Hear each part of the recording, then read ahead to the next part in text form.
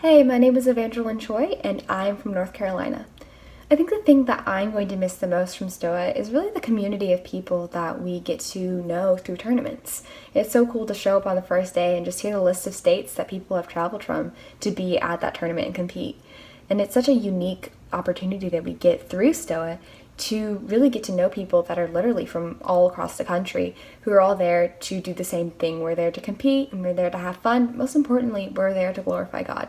And I'm just so grateful for the people that we get to meet and compete with because they're really so great. And from all the little in between moments, like after the round, when we get to talk about the flights of stairs we ran up because all the elevators are out of order, or by postings when we're trying to predict who's going to be in the final rounds, those are really the things that I'm going to miss the most.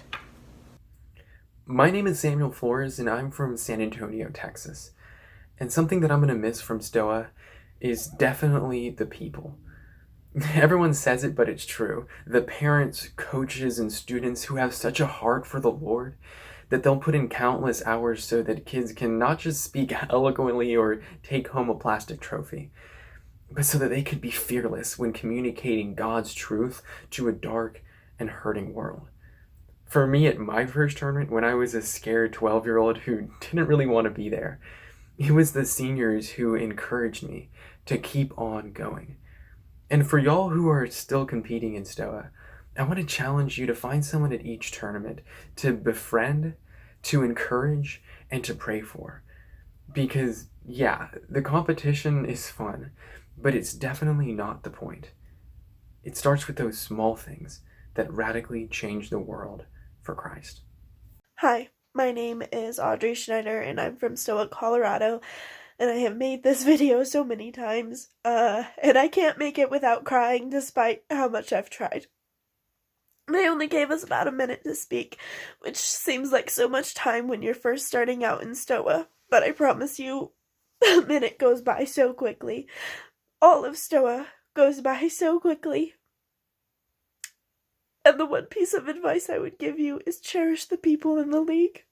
You never know when you're going to say goodbye, and you never know when you're going to see them again, so please cherish the friendships you make, because these people are amazing. The trophies mean nothing, but the people are why we're here. Hey y'all, my name is Simon Scott. I'm from Washington State and I'm a senior this year, and I'm not going to be coming back to Stoa next year. Now, I've been in Stoa for a long time and I really appreciate this organization for what it does, but whenever I think about my time in Stoa, I always think about this one line that's stated in The Office. It's stated on the very last episode of its 9th season by somebody named Andy Bernard, and he says, "I wish there was a way to know that you were in the good old days before you've left them." This is a really heartfelt line. He's reflecting on the years that he'd been filming with The Office and saying, wow, these were the good old days. I wish I could have appreciated them more while I was living in them. So this is my one word of advice to all of you. These moments in Stoa, well, these are the good old days. Try to live them to the fullest. Try to push. Try to have that drive. Shoot for excellence and a special community. Because you're definitely not going to ever regret it. Thanks. Hello everyone, my name is Katie and I'm from Colorado. I actually joined Stoa as a senior, and so this was my first and last year of debate, but I'm so glad that I did join. I think joining Stoa for me was kind of a culmination of a journey that started in freshman year of high school. Initially, I was really nervous and hesitant and resistant to giving any sort of speeches or presentations. I was terrified of debate. And I think that joining Stoa has really helped me to push outside of my comfort zone and to push myself to improve and to clarify my arguments and examine the logic of different arguments under pressure and under a time limit. And I really think that specifically in LD, one thing I really enjoyed learning with Stoa was examining value systems and the implications that different value systems had on people's worldview. And so I'm super grateful for the lessons and the impact that Stoa has had on my life. Hi there, my name is Anthony Fitzgerald. I'm from the Club Scarlet in Southern California. And I just wanted to say thank you. Thank you for these last 4 incredible years in Stoa. It has certainly been a highlight of my high school time, if not of the entire time homeschooling. And one thing I will certainly miss leaving Stoa are the people, the Christ-centered, faithful, wonderful, kind people that give back to the younger people in Stoa.